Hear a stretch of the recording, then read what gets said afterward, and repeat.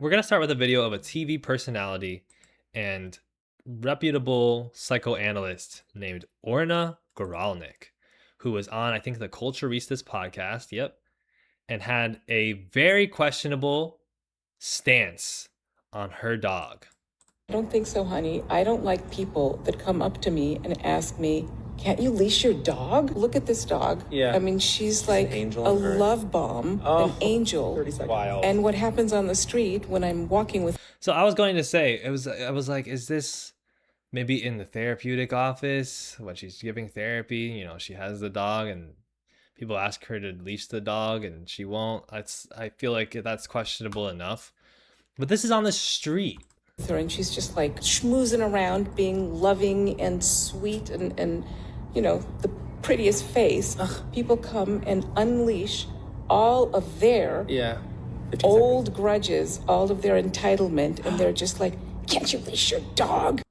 This is maddening, okay? This is maddening for many reasons, including the fact that Orna Gralnik operates in New York City. Of course, she's well-to-do in New York City. And dogs have to be leashed in New York City. That is part of the law. But of course, for certain people, the law does not apply. And certain people have such a level of entitlement about not having to participate in any type of social mores, not having to look out for other people or themselves. Like, I really don't know where to begin with thinking this.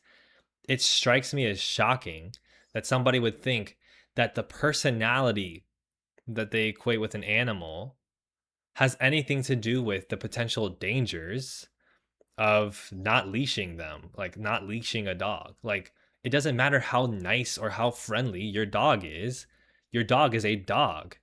And it's not just a matter of keeping other people safe from your dog, who is then, you know, assumed to be evil, even though that has nothing to do with it. It's a matter of keeping your own dog safe. If your dog is not on a leash, your dog is reactive. Your dog will hear things on the street, cars beeping horns. Your dog will see shiny things. Your dog will see other dogs. And dogs are not consistent in terms of their friendliness and behavior from one animal to the next, or from one dog to the next. A dog can be very friendly with dogs, and on a specific day, even in a good mood, something can cause them to be very reactive. And all of a sudden, aggression can come out. Like, I had a dog when I was quite young. I was a teenager in a different country, and my dog was lovely, very kind dog. And my dog had a very lovely, very kind best friend slash girlfriend who was raised by a veterinarian, and they were very much friends. They would play together all the time. They had a great loving relationship until one day that play got a little too aggressive, and my dog's girlfriend bit him in the neck and killed him. He died. So, not to get morbid so early, but we are talking about animals that have specific tendencies and specific behaviors that don't just change because you've assigned them these personality traits. It's actually like even if they are kind, like, because animals do have personalities, they can be very kind, they can have really good relationships, and things can go wrong. And that's why you have to protect them and you have to protect others. So not doing this is frankly not only insulting and dangerous for other people and for other dogs and for other animals and care in the area, but it's dangerous for your dog, for your lovely, perfect dog and its beautiful face. It's okay. Pour one out for Bruno. Shout out to Bruno. We're going to get back to Dr. Orna, though, because there's so much to cover here. It's not the first time that you've heard a white person, man or woman, say that they refuse to leash their dog, is it? This is not something that you're unfamiliar with, is it? As a matter of fact, 6 years ago, I don't know if you remember 6 years ago, a lot of us have brain fog for various reasons. 6 years ago, we just had this very public, very famous or infamous incident. I don't know if y'all remember this, but it had to do with a white woman in New York City who refused to leash her dog. And a very problematic interaction ensued. We're going to turn now to that confrontation that was caught on camera sparking outrage overnight. A white woman calling the police after a black man says he asked her to leash her dog in Central Park. TJ Holmes joins us with what they're both saying this morning. Good morning, TJ. There's an African-American man threatening my life. Robin, those are the exact words this woman used in a frantic manner on 911. And so much of the outrage you mentioned, Robin, that is there this morning has to do with what many people perceive as her attempt to threaten and weaponize the police against a black man. This on-camera confrontation making headlines overnight. You'll note, by the way that she's picking up this dog by the collar. It's not the most violent thing being done in this interaction, but it speaks volumes about the supposed care and quality of relationship that these white folks supposedly have with these animals that they have to defend against people of color. Please don't come close to me. You're hearing the voice of 57-year-old Chris Cooper, who says his request for this woman to keep her dog on a leash quickly escalated. And I'm taking a picture and calling the cops. Please call the cops. Please call the cops. I'm going to tell them there's an African-American man threatening my life. Please tell them whatever you like. Once she's on the phone with 911, you can hear her tone change. There is an African-American man. I am in Central Park. He is recording me and threatening myself and my dog. Unbelievable, right? I don't know how many of y'all remember this. This was a huge deal. The Central Park birdwatching incident. It kind of kickstarted Christian Cooper's career as a birdwatching personality because he handled this extraordinarily well. Of course, it's always incumbent upon black people to handle things with grace and extraordinarily well in order to avoid the worst violence of the police state. Being threatened by a man in the ramble, please send the cops immediately. All over this supposed protection of her dog, who she's not even protecting from herself because she can't even hold the dog in a way that won't harm it. I mean, it's just like basic decency, not just human decency, but animal decency, is understanding that animals have different behaviors. And if they're going to be in a setting that could trigger those behaviors in a negative way or could trigger them to be in danger, then you got to do what you got to do to keep those animals safe, right? I don't know if she's rich, take cartoon, because frankly, like we also will know, we know white people have this upwardly mobile relationship with this economy that other people historically haven't had and still don't have. We know that in New York City, if you're a white resident, you're probably pretty well off considering how the demographics are in that city. But there's also a lot of working class white people and poor white people. And a lot of them probably have some issues when it comes to this stuff too, because deep down, there is something racial going on here.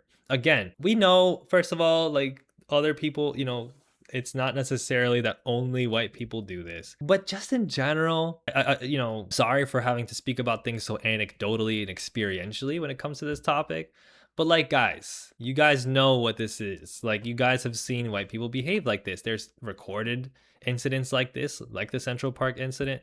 There's several other people's accounts of this. And I think we all have had accounts of this, right? She's deaf rich. She was a VP at her prior job. That makes sense. But the point that I'm trying to make is it doesn't have to be a rich white person. Okay. It's not just a class thing, so to speak. It's a white thing. It's a white thing that obviously intersects with a class thing because economic exploitation and class are necessarily racialized. Okay, race has to do with the economy. Race has to do with everything. But you know, you see, you know, white people who are privileged, and even like I just came across this video, right, in Toronto. Okay, not the United States. White people who are of some class privilege behaving like this in public settings. Okay, she's saying that she can't get on the bus because the bus driver won't let her dog on, even though she says that the dog is a service animal, but the dog does not have any markings of being a service animal. By the way, I love how the dogs in these situations are always just kind of like, you know, like the dogs are just trying to go about their day. They have no idea just the depths of how much their owner sucks. Although they probably do in different settings. And again, you'll notice here the way that she starts picking up this dog.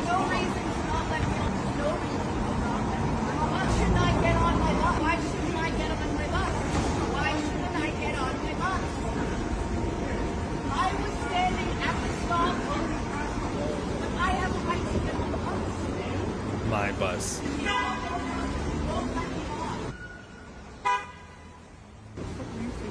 A lot of things are being weaponized in situations like this. Sorry who in the chat had said it's weaponizing white perceived fragile femininity specifically. Oftentimes it's men that do this as well. There's a certain like level of the fragility and the nobility and the kindness, right? That a dog is supposed to exude that allows white people to turn it into a type of emotional weapon or a type of social weapon or a type of literal weapon. Let's go back to the case of Orna Guralnik here, right? So Orna is talking about why she thinks that people in New York City won't let her walk around with her dog off the leash. Of course, she doesn't have to think about the law again, because why would she have to think about the law? And why would she have to think about the practical reasons, the necessities of leashing your dog? But Orna makes a specific move as a psychoanalyst in order to explain what could be going through these people's heads.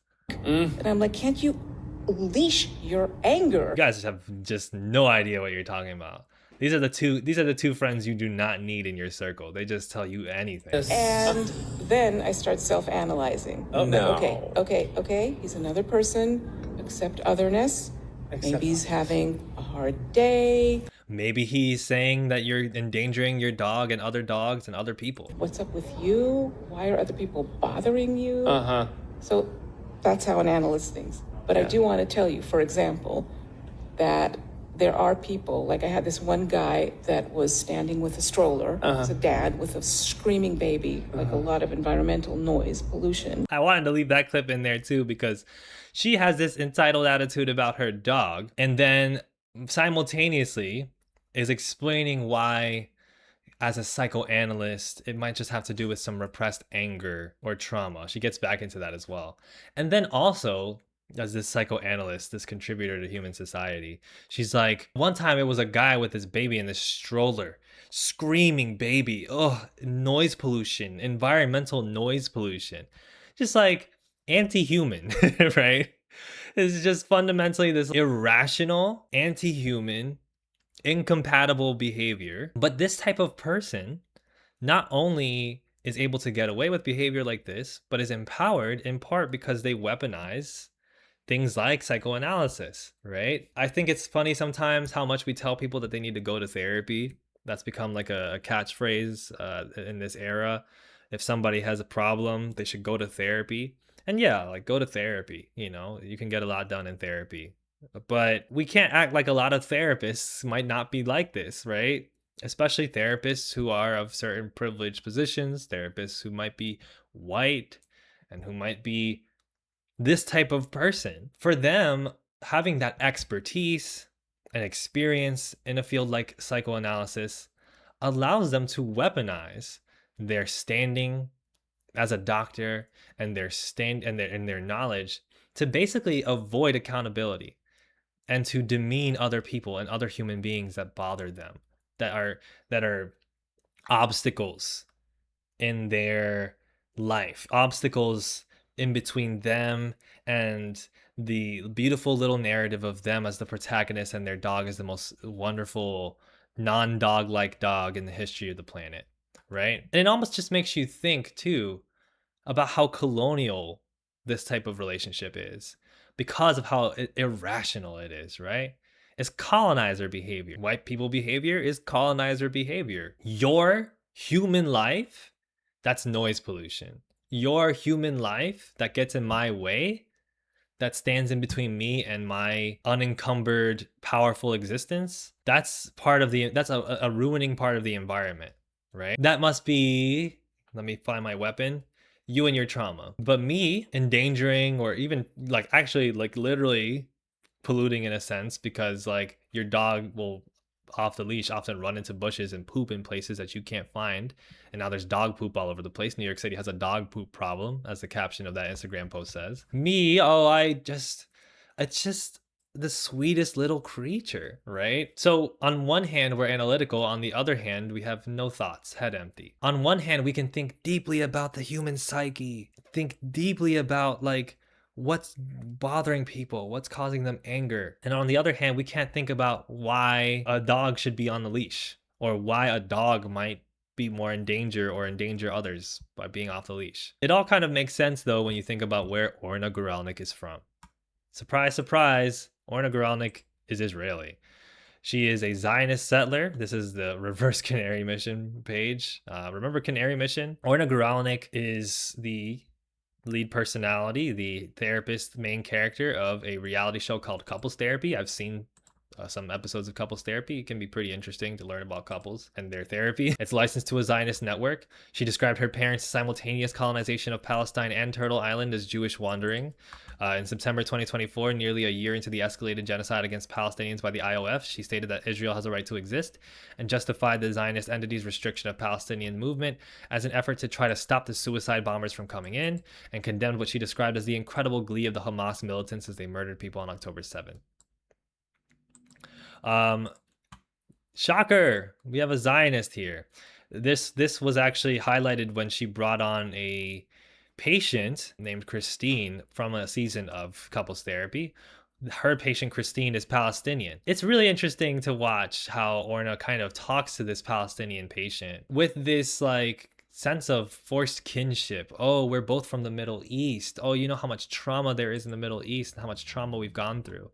Then October 7th happens later on, and then they had like this special gathering back together to talk about it, in which Orna just basically gaslights Christine over and over again. Feels like completely incapable of understanding, acts completely incapable of understanding the colonial relation and why certain types of violence might be occurring beyond just the backwardsness of a certain people. You, woman, you, yes, that couple with the Palestinian person, that shit frustrated me. The way that she was talking about them in her personal meetings, that's part of the show, is that they have like meetings with other therapists to talk about what they're working through in therapy with these, get different perspectives. And she talks about it with this perspective, like she's so attached to them. It's this very, again, weaponized empathy, weaponized kindness, weaponized sweetness, weaponized innocence, weaponized kinship. Okay. In reality, Orna's views reflect politically somebody who has very little to no interest in Palestinian life, who has very little to no respect in Muslims and Arab people, and who has very little understanding intentionally of the colonial dynamic of colonization. Okay. And it's not a shocker that that carries into how a person lives their life. This is why I talk about what I talk about, right? I go on here, people call me pretentious. I get my little beaded necklace on. I got my long hair. Sometimes I have a mustache, and I talk about whiteness and white supremacy, and I talk about capitalism and colonialism. And sometimes people call me like performative as a leftist, performative male, or maybe insinuate I do certain things for clout and attention. And yes, I am performative. I try to look good or whatever, or I try to look like socially valuable for my own sake, for my own protection or whatever. I try to communicate in a friendly way. I try to present myself well. Kill me, right? Also, I do a job, and I want to make income off of doing my work as a journalist who uses this medium. Again, like, sue me. But what really interests me is talking about how the personal is political, and doing so not just in a way to hand wave away somebody's indiscretions. Meaning, there are a lot of ways in which colonizers behave that will help you understand colonialism, right? And vice versa. There's a lot of ways in which you can study history to then make sense of why people, for instance, of a dominant group, of a hierarchically privileged group, behave in some irrational ways. And I think dogs present a really interesting element, a great example of how this could be.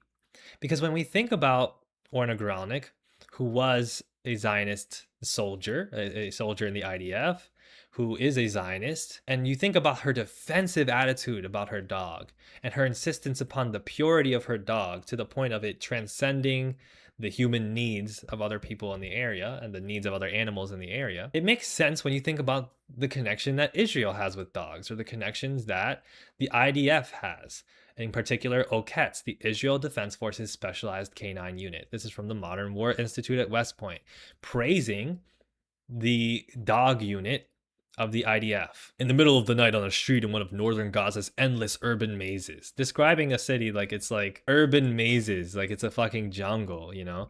An IDF commander faced a dilemma. His unit's progress was held up by a determined Hamas defense along a single block. The unit had discovered the entrance to a tunnel that appeared to be the key to the stubborn delaying defense. Sending his soldiers down the tunnel presented a risk he was unwilling to take, but he had one important advantage. A team from a specialized IDF K9 unit was integrated with his soldiers, and he was able to call on a dog and its handler that had been specially trained for underground warfare. Okay? So this institution, Oppress, has military working dogs that they get from breeders in Europe, namely Belgian Malinois, with some German Shepherds and Labradors. They acquire about 70 dogs a year, ensuring they're around 1 year old to strike the right balance between developmental maturity and training flexibility. They train dogs, sometimes tactically, as attack dogs to neutralize threats in combat. Gee, that's a lot of what's the term I'm looking for? Euphemism. That's a lot of euphemistic language here, huh? You mean that they train dogs to rip people to shreds, yeah? To kill people. While others work in explosive ordnance detection, smelling out explosives, right? Some work to locate survivors or find the remains of fallen soldiers or civilians in disaster or combat scenarios. Certainly not Palestinian soldiers and civilians, though. Those are threats that have to be neutralized in combat. I'm not going to play this full video for you, or really this video at all, but I'm going to leave in the description a link to a short from Al Jazeera English, part of a documentary called Bodies of Evidence. In this, you have testimony from one captive, somebody who was detained and tortured by the IDF, who describes, please note this is going to be very triggering to hear potentially, who describes having been raped by dogs. This is something that the IDF does. By the way, men and women will engage in sexual abuse of prisoners. This is a studied phenomenon. It's something that I talked about in my video about white feminism. But, you know, oftentimes men, in this case, men will have these dogs that are trained to attack. And they're trained to attack in specific ways. And they have these dogs rape these Palestinian prisoners. Empire, race, and canine training. Dogs as racial weapons in the 20th century. This is where we connect some dots here, right? There's a piece by somebody named Chris Pearson for a blog called Sniffing the Past, Dogs in History. I love that title. The use of dogs in the colonial setting is not new. You have dogs from the Italian army fighting in Libya. You have dogs used against demonstrators in the Soweto uprising in South Africa, 1976. More South African dogs. And then, of course, an image that a lot of you might be more familiar with in North America.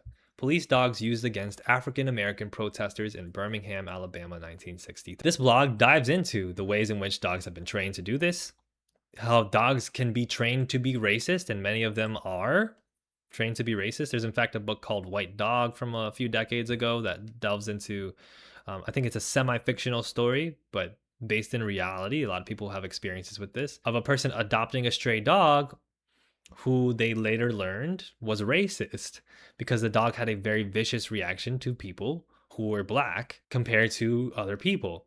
Why was this dog racist? Well, it's not because dogs are innately racist, okay? We're not going to do that fucking colonial race science here. It's because these dogs probably came from backgrounds in which they were trained one way or the other, either by civilians, soldiers, police, to attack black people. And this hits at multiple phenomena, right? Now, it's not as if dogs, despite whatever that West Point article tried to explain to you, it's not as if dogs are extremely good at their jobs, right? When it comes to violence, right? So here's a piece called Man's Best Friend, How Dogs Have Been Used to Oppress African Americans by Shontel Stewart. This is from 2021, I believe, Michigan Journal of Race and Science. This is a really good primer on the subject of dogs as racist, and particularly usage of dogs to attack and to intimidate and oppress African Americans in the United States, okay? And one of the things that is talked about here is how police dogs are inherently inaccurate. So this idea of dogs, you know, sniffing explosives and drugs, right? It's an iconic thing. It's something that you see in a lot of propaganda programs about the police on TV. Oh, that police dog is gonna sniff out those drugs and save the day, right? But the thing is that trained sniff dogs can apparently have widely varying rates of false alerts, in some cases topping 50-50. Somebody did their job wrong over 50% of the time. They probably be fired. Then again, though, not in the police force. Dogs are bred to have the ability to read our body language and have an overwhelming desire to please us. Even if handlers are careful, drug dogs will read their unintentional body language and alert accordingly. So, utilizing the loyalty of dogs, man's best friend, something that is harped on all the time about dogs, right? Yeah, white dog, Garth astrology. That's the one I'm referring to. They manipulate this loyalty that dogs will have to folks that take care of them and use that to then to then command the dog to be vicious or to do specific jobs, in which case, of course, the dog psychologically is going to be like, well, I don't want to let this person down. So in certain cases where they're trying to sniff drugs, but the drugs are not there, they'll act like the drugs are there because the police will go, oh, good boy, good boy. Now, Effendi98 says something in the chat that I think we have to talk about, right? To be honest, I hate dogs, right? I haven't been able to read the chat very much today. I would love to go back and see what you guys are saying. I want to talk about this because this is another key part of the way that white people manipulate dogs. They make it so that the dog is a moral issue. It's never an issue of public safety. It's never an issue of humanitarianness, humanity or conscientiousness. It's never about animal care.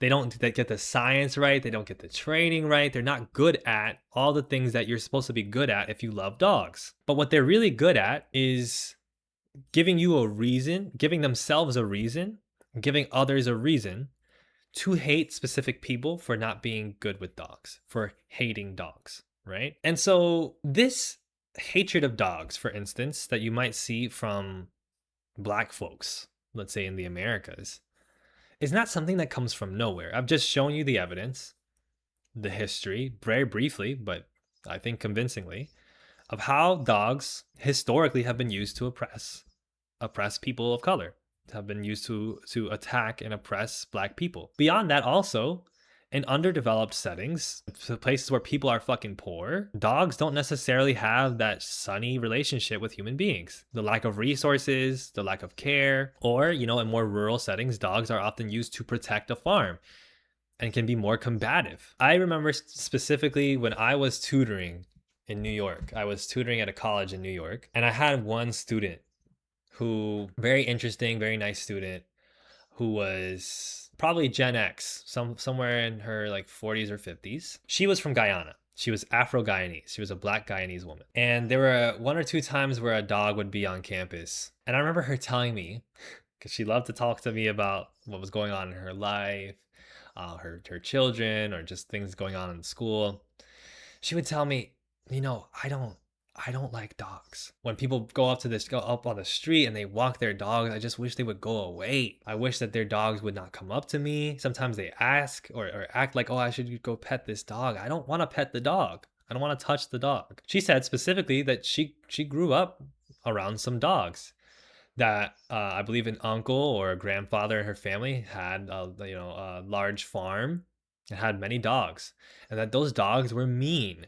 Okay, those dogs were trained to be mean and were trained to be kind of rough, and that this idea of the dog as being the friendly, kind, sweet creature is something that she's only encountered among rich people or privileged people in the United States. And it's like, she's like, don't you know what your dog is? Don't you know what dogs do? Don't you know how dogs act? Right? Evasion in the chat. The many guard dog signs I've had to pass by with the dog screaming at me here in Brazil is crazy, right? Ice cream is food in the chat. Bruh, I'm Somali and folks be looking at us crazy for being wary of dogs. And Effendi, again, like when you say you hate dogs or disgusted by them, people react like you're a war criminal or something. That's the thing, right? Not only is there ignorance here, but there's an intentional racism, right? Because this is a very understandable thing, okay? In most of the world, animals have a different relationship with human beings. Pets still exist. People still domesticate animals. People still often have very friendly, very beautiful relationships with animals. Oftentimes animals that you wouldn't regard as being very friendly. But dogs are an animal, nonetheless. Something like a monkey or a tiger or a bear, just smaller and domesticable, right? So the idea that this dog is going to just be more pure even than a human being, or should just be walking off the leash. Imagine being somebody from Brazil or from Somalia or from Guyana, walking through New York City, and ornithorynquic's dog is just walking off her leash, just pissing everywhere, coming up to you, sniffing you, right? How many of you have had this experience in the chat? Let me know by a show of hands. A white person with their dog walks by, the dog comes up to you, is like barking, looks scary, goes up to your face, is touching you, maybe scratching you. And they're like, oh, don't worry, he's friendly. Oh, he's sweet. Oh, don't worry, give him a pet. Right? And there are incidences in which people have been attacked by dogs in those situations. And the white people walking away in horror. Oh my God. Right? They're living in this complete state of ignorance about their dogs, just as they're living in a complete state of ignorance about how the world works entirely, because they're colonizers. Okay? They're colonizers. They've made a deal. It's not inherent, it's not innate to anybody's nature as a living being. But colonizers are people who have made a deal to be completely irrational about how the world works. And so all the poverty that exists in the world is poor people's fault. It has nothing to do with colonialism. And if we're committing genocide against Palestinians, well, it's not genocide at all, even though all the numbers and all the evidence and all the historical backing says so. It's just us wandering. It's us trying to find a place to live, trying to coexist in peace with our neighbors. This is fundamentally irrational, right? But if you can believe that irrationality, then why would you believe anything rational about your dog? Moreover, though, I think this is an intentional thing. They do this on purpose. The colonizer puts you in a situation on purpose where the only thing that you're left to do is be the bad guy. And the dog is a perfect tool of this. Yes, I love dogs. Dogs are sweet. Dogs can be all types of great things, but dogs are also dogs. Humans can be sweet and wonderful, and they can also be horrible. Dogs have specific tendencies, right? That even when they mean well, can cause harm to other people. And so if you're going to cohabitate with them, which nobody forced you to do, if you're going to cohabitate with them, then you need to do so responsibly. Dogs are dogs. But in the Western world, in the United States, dogs are more than just dogs. They are representations of the Christian God's purity. They're representations of man's best friend, of all that's good and holy in the world. And they know this. And so they use it to get away with whatever they want to get away with. I can commit an act of racial violence, but it's because my dog, right? Even though the dog is like, I don't give a shit. Like, also you are the one who is bothering me. You're strangling me on my leash. Like, just, I want to roam around and go eat and piss. Like, that's what I want to do. I want to sniff stuff. But the white person wields that dog by its throat and says, you will let me do whatever I want. Because you wouldn't want to go against a dog, would you? You wouldn't want to be mean to a dog, would you? They do it on purpose, right? You know, this is a side tangent, but like, oh, Chinyere Sampson, I believe that's how that incident, yes, that's what we were talking about earlier with the bird watcher and the other woman. Thank you for the donation. Asking a white person to put a dog on the leash, that's basically an invitation for them to commit a hate crime against you. That's how they behave, right? Because you've signaled now that you're evil. I was gonna make a side tangent about how I'm watching this anime called Frieren, which I think is a very moving and cool anime. I don't know if there's discourse about it, so don't involve me in that. But what I thought was interesting about the show is that it has a kind of very strong theory of evil. It's not necessarily the most political show in the ways that One Piece might be, but there are obviously political themes there that you can draw, just like that's how art is, that's how literature is. And in Frieren, they have this theory of evil, essentially, where you have living beings of different races, you know, human, elf, dwarf, against demons. And they describe these demons as having no soul, essentially, as doing everything simply to manipulate people so that they can destroy them. And they learn your language in order to hurt you, in order to force you to let them in and force you to become their victims. They don't know how to cohabitate with you. They're completely irrational. All they know is power and bloodshed. Thank you for the donation, Sanjana. You should check out the messaging of dog food brands like Olgar, Petco, Lucy Pet Tactical. I might check that out. Yes, that I have a feeling that has to do with the military as well. Oh, Elliot, you don't even know. I don't even know, Poptimus Prime. I don't know.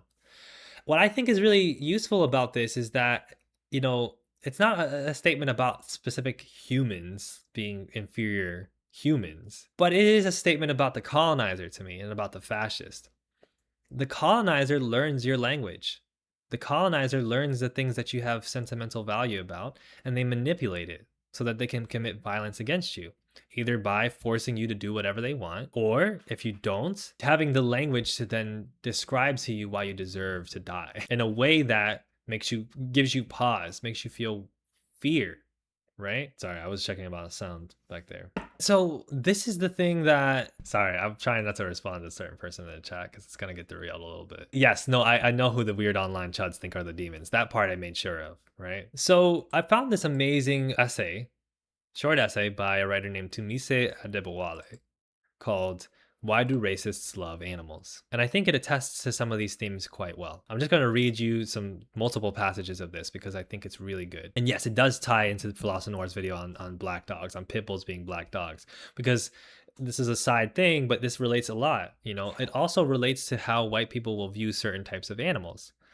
Certain types of dogs are racialized as white, like German shepherds that were, you know, you can imagine which fascists use those as attack dogs. And then pit bulls are racialized essentially as black dogs. And the very virulent rhetoric that a lot of people will have, especially on places like Reddit, about pit bulls being inherently violent dogs, about pit bulls being needing to be bred out of existence, about being an inferior race of dogs.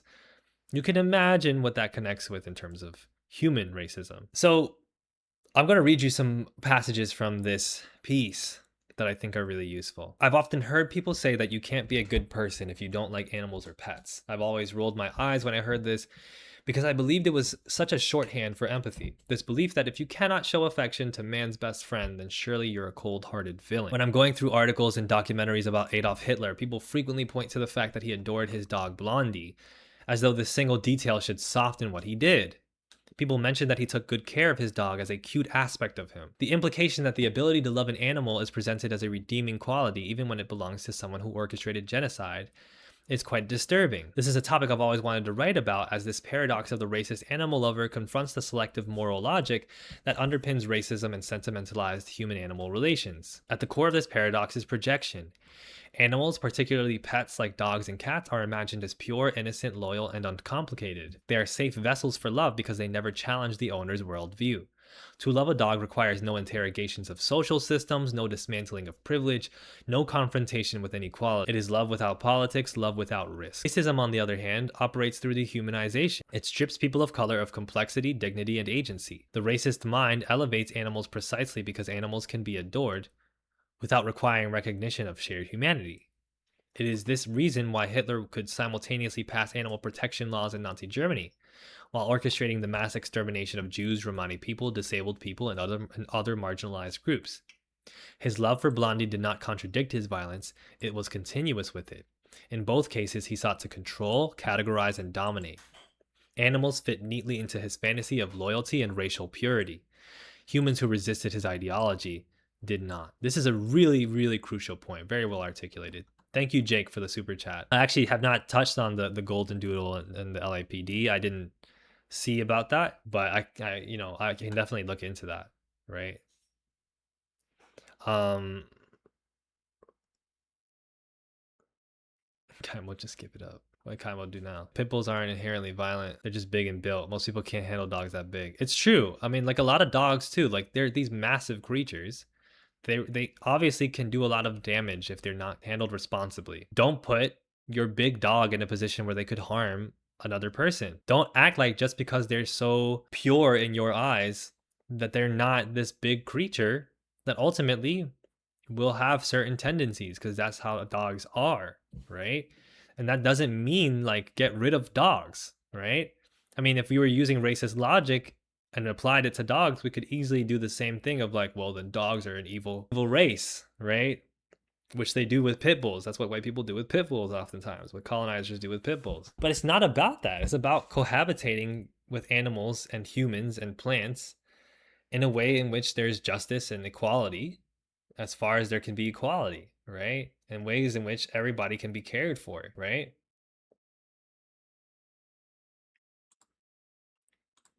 So this is something that the writer says repeats itself across history, how European administrators and settlers often prided themselves on loving nature and protecting wildlife, how often someone like even King Leopold II, who murdered millions in the Congo Free State, also styled himself as a protector of African wildlife, right? These colonial naturalists used conservation as a moral mask, framing themselves as guardians of the natural world while destroying human communities. Their love for animals is inseparable from their domination of people. Preserving wildlife was less about empathy than about preserving resources for elite hunting and demonstrating paternalistic control over both land and life. This is also something that works well with like right wing and normalized conservative social views, like how pets can, men and far right extremists in Europe and North America can cultivate an image of being family men with a deep love for their pets. Dogs, in particular, have been folded into white nationalist symbolism as protectors and emblems of loyalty. Their animal love helps construct their image as decent men misunderstood by society. The writer says, I strongly believe this love racist has for animals is performative. It is tempting to treat love for animals as proof of innate goodness. Animal love as a performance rests on a convenient fiction that animals love us back in the same way humans do. I have some disagreements with like the idea that animals don't love us back. I think love is something that we can think about in different terms than the colonial thing. That's a separate conversation. But I think the writer really drives it home here, right? I think this paradox also intersects with cultural aesthetics, where animals are coded as symbols of innocence.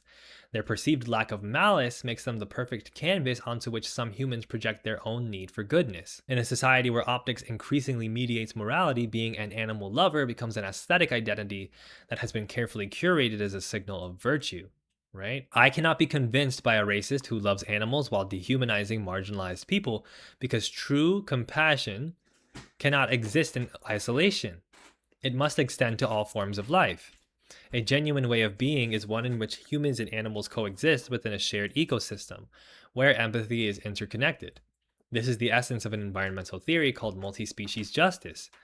This framework recognizes the interdependence between human and non-human lives and insists that care for animals must go hand in hand with care for people. Idealistic environmentalism that preaches love for animals or the planet while upholding hierarchies of race or power is inherently hypocritical. You cannot claim to fight for Earth's animals while ignoring the suffering of those whose lives are systemically devalued by racism, colonialism, and poverty. True consciousness demands a dismantling of all systems of domination, because the exploitation of animals and the oppression of marginalized communities are rooted in the same ideology of control, power, and hierarchy. A world where both humans and animals can thrive requires empathy. Anything less is a performance. So yeah, great essay by Tunisia Debois. And I think demonstrates also the projection being key here, right? As long as I have this weapon with which I can associate purity and goodness, I can use it to do all types of evil shit. Because as long as I have that weapon, I can say that I'm pure and good. And as long as I can say that I'm pure and good, I can justify doing anything. And more so than that, I can remind the person that gets in my way that they're inferior to me. They're noise pollution. They're lesser humans, right? That often have to be exterminated, ridden of, right? This is the colonial brain. It's illogical, it's irrational, it's hypocritical, but it is on purpose, because it's not really a rationality of wanting to be good. Deep down, even people who want to be good often don't want to be good because they haven't dug deep into what that actually means and what kind of sacrifices that requires. Most of us are just on some sort of journey trying to figure out how to unlearn all the shit that we've learned. But a lot of people aren't. And the people that aren't, those are the colonizers. Those are the dangerous people.